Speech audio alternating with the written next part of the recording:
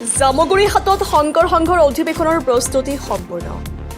আটক ধুনীয়াকৈ নিৰ্মাণ কৰা হৈছে পতাকা দেৱী প্ৰদৰ্শনীস্থলী। জ্যোতি বিষ্ণু সমন্বয় ক্ষেত্ৰলৈ দূৰ দূৰণিৰ ভকতৰ আগমন।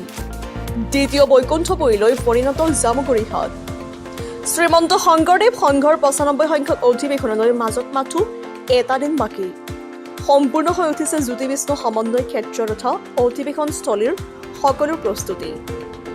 লাখ লাখ ভকতক আদৰিবলৈ সকলো প্ৰস্তুতি সম্পূৰ্ণ হোৱা বুলি মন্তব্য শংকৰ সংঘৰ প্ৰধান সম্পাদক কৌশল ঠাকুৰীয়াৰ।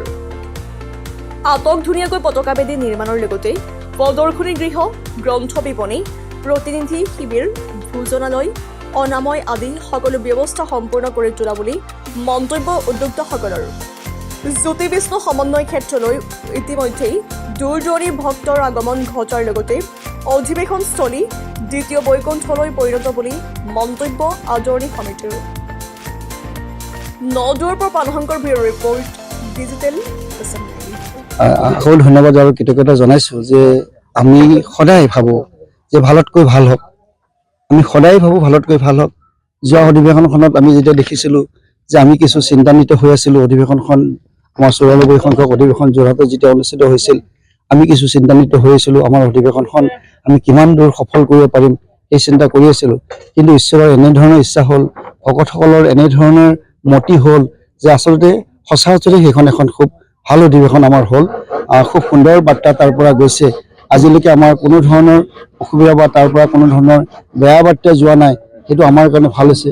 আৰু এইবাৰ আমি বিশেষকৈ সাংস্কৃতিক নগৰী য'ত ১২ চহৰীয়া ভাওনাৰ এটা বিশ্বত সকলোৱে জানে ১২ চহৰীয়া ভাওনা বুলি, যে তেজপুৰৰ জামুগুৰি হাটৰ এই ১২ চহৰীয়া ভাওনা এখন সাংস্কৃতিক জগত, য'ত জ্যোতি বিষ্ণুৰ জন্ম ঠাই।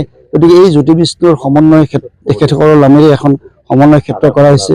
এই সমন্বয় ক্ষেত্ৰখন ইমান ধুনীয়াকৈ আটক ধুনীয়াকৈ সজাই পৰাই তোলা হৈছে যে সঁচা অৰ্থতে খুব ভাল লাগিছে। মই আজি শেষৰবাৰৰ কাৰণে এটা পৰ্যবেক্ষণ কৰিবৰ কাৰণে ইয়ালৈ আহিলোঁ। আহি যিখিনি দেখিছোঁ, ইয়াৰ অগ্ৰগতি যিখিনি দেখিছোঁ, খুব সন্তোষ লাভ কৰিছোঁ। আৰু মই ভকতসকলক ধন্যবাদ আৰু কৃতজ্ঞতা জনাইছোঁ। আমাৰ জিলাৰ যিসকল লোক আছে, আমাৰ বিষয়ববীয়াসকল আছে, কৰ্মকৰ্তাসকল আছে আৰু আদৰণি সমিতিৰ সভাপতি সম্পাদকে এনেধৰণে তৎপৰতাৰে কাম কৰি আছে। প্ৰতিটো দিশ প্ৰতিটো মুহূৰ্ততে তেখেতসকলে নিৰীক্ষণ কৰি ক'ত ক'ত কাম কম আছে, ক'ত ক'ত কি হৈছে, কি অসুবিধা হৈছে, ভকতসকলে ক'ৰবাত কিবা অসুবিধা পাব নেকি, এনেধৰণৰ চিন্তা চৰ্চাৰে তেখেতসকলে দিনে নিশাই কাম কৰি আছে। আৰু মই আহি যিটো দেখিছোঁ সঁচা অৰ্থতে খুব ভাল লাগিছে।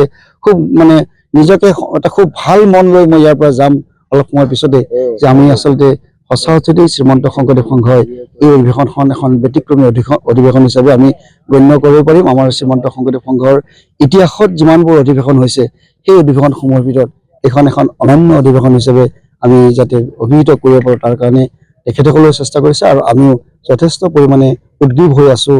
আমি যথেষ্ট পৰিমাণে চেষ্টা কৰি আছোঁ।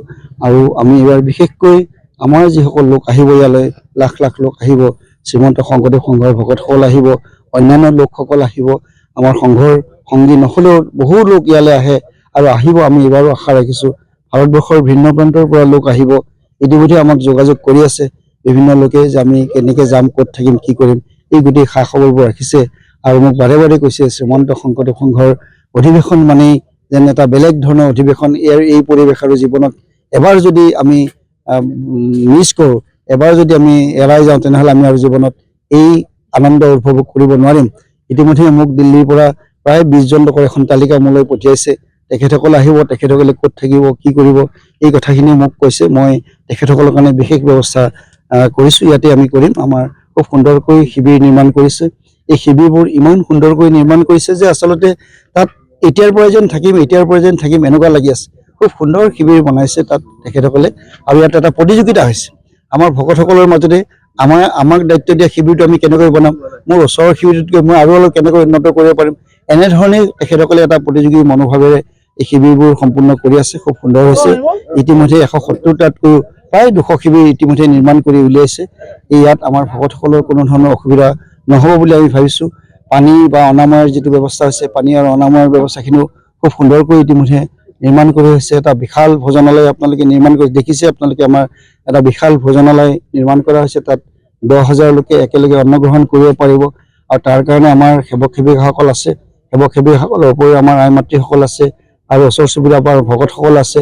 তেখেতসকলেও তেনেধৰণে সেৱা আগবঢ়াব।